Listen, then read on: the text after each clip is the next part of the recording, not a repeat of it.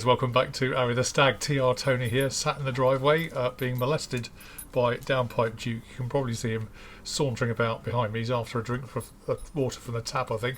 Anyway, Friday night Trunnions is upon us, so lots to report this week, and just thought I'd bring you up to date with a few pics that people have been sending in, and news on the garage as well, actually. So I'll share with you that very shortly. Come on then, Duke. Have a little drink of water. It is Friday night. I know it's not beer, but I guess it'll do. Good boy. Downpipe Duke is drinking from the downpipe. Now, many of you have been asking about where the inspiration for Friday night Trunnions came, and I have to say it goes way back to 1979 when I very first passed my test. My first ever car was a Triumph Herald 1200, just like this. It was my mother's. I put a whippy aerial on the back and some stripes up the side just to make it have a little bit more street cred. But the story was I passed my test during the day, and then in the evening went off for a drive, only to find that my front wheel fell off in the first 300 yards away from my house, to my mother's massive annoyance. I ended up blagging my dad to sit in the car whilst the AA turned up, and I went off down the pub to celebrate passing my test with my mates, which wasn't very good. But it's a lesson well learned, guys. On these Triumph models, the Trunnion bearings wear out if you don't grease them, and they actually break. The wheel doesn't fall off, but the suspension collapses, and it's a pretty embarrassing and very awkward experience altogether. First of all, I just wanted to share with you a fascinating story about Philip's Stag. He wrote into the Arry the Stag channel recently, just showing us his beautiful Triumph Stag. And in fact, it's so good, we're going to do a separate film for it in the next week or two. The funny story is that Philip knew of his car over 40 years ago and has finally acquired it. And as you can see here, he's sporting one of our Arry the Stag badges very proudly, so we're really pleased about that. Separately, we have been in dialogue with a guy called John and his wife Mandy and his family. Also, you'll see that he's sporting an Arry the Stag badge. They've been through some real challenges of late, and they've got a great background as to how they came about the Stag and what it means to them. And again, over the next few weeks, both Arry and I will be paying them a visit to film their Stag in detail and talk about that. And then finally, we've got some new friends in the US over in Orlando in Florida. A guy called David, who's recently purchased a 1973 29,500 mile on the clock Triumph Stag. As you can see it here, this is the white one here, and it's looking pretty good. He's had to buy a couple of donor cars to take various bits and pieces off of it to make it good.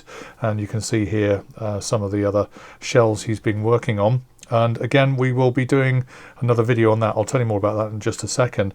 He's hoping to finish the car for next year, for 2020 and the 50th anniversary, and tells us that he was inspired by the James Bond movie back in 1970 when the Triumph Stag was featured then.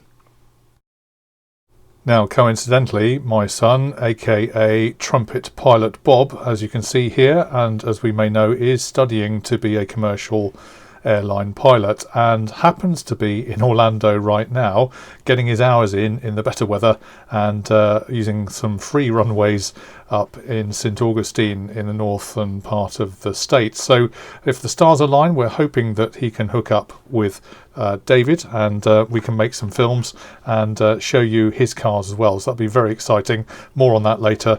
So come on then, Pilot Bob, when you're taking us up.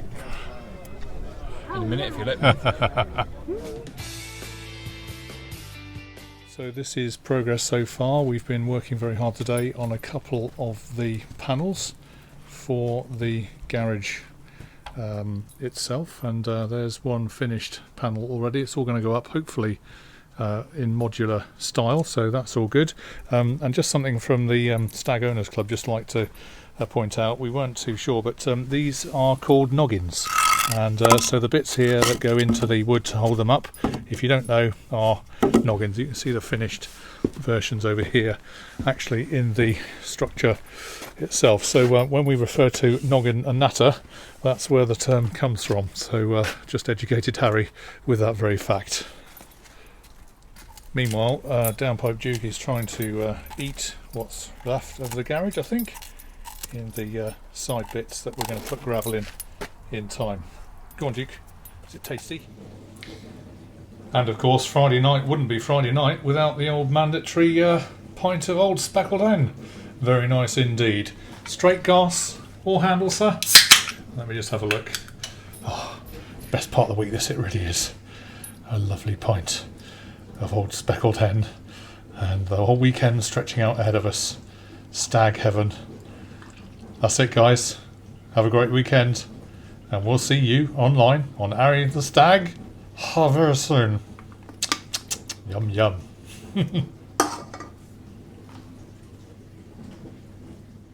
Cool, that's better. If you'd like an Arry the Stag window sticker for your classic, please just PM us on the channel and we'll happily send you one.